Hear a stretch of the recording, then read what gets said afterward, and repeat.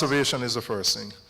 The second thing that we have made a conscious decision on is to increase our share of renewable energy sources.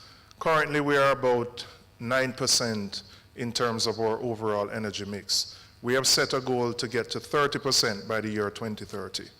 And there are a number of things that we are doing and have done to facilitate that.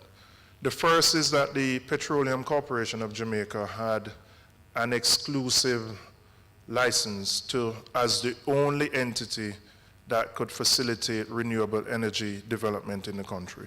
We rescinded that, so that would facilitate other players to come into the market and to open up the market. We have also introduced something that is called net billing.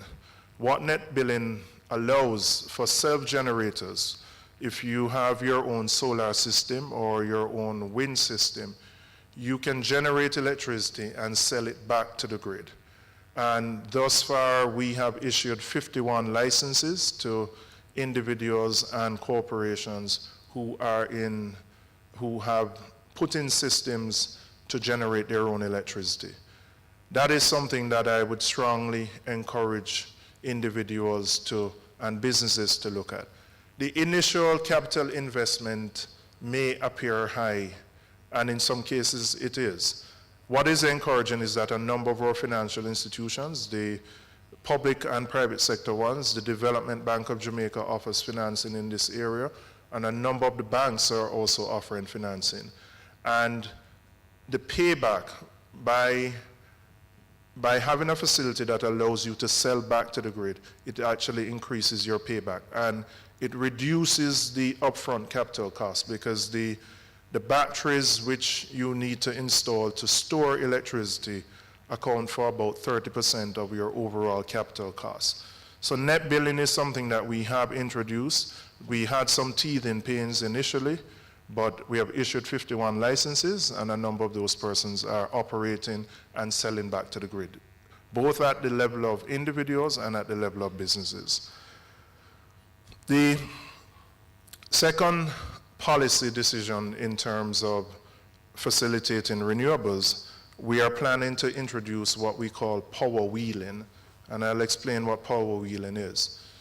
If you are, let's say, a business that has multiple outlets across the country, so let's say you're a Burger King or a Mother's Patties or something with a number of locations in each parish or town, and you decide that you're going to generate your own source of electricity, power wheeling will allow you to generate, let's say you're in Kingston, and to wheel that power to your locations in St. Catherine, Montego Bay, Mandeville, all across the country, using JPS's lines, distribution lines, at an agreed price worked out by the regulator. We have actually already held consultations on that, and very shortly we'll be establishing the particular price at which wheeling will be allowed.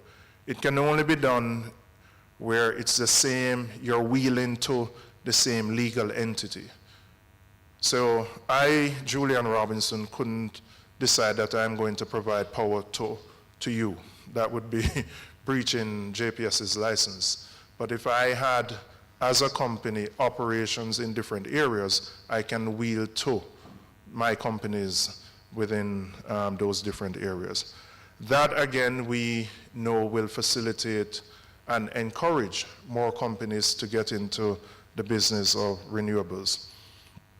The OUR currently has a request for proposal for 115 megawatts of renewable energy sources. It came out late last year. We extended the deadline. The deadline was supposed to be March. We've extended it to June. We have gotten numerous expressions of interest, and we know at the end of June we will have some concrete proposals of persons who would be providing solar, wind, hydro, and there's potential for biomass as well. So we are encouraging both the local and the private sector internationally to take advantage of an opportunity which will allow you to, using renewable energy sources, to sell that energy into the grid. It is cheaper, it's more environmentally friendly, and it will move us further down the path of achieving the 30% that we intend to by the year 2030.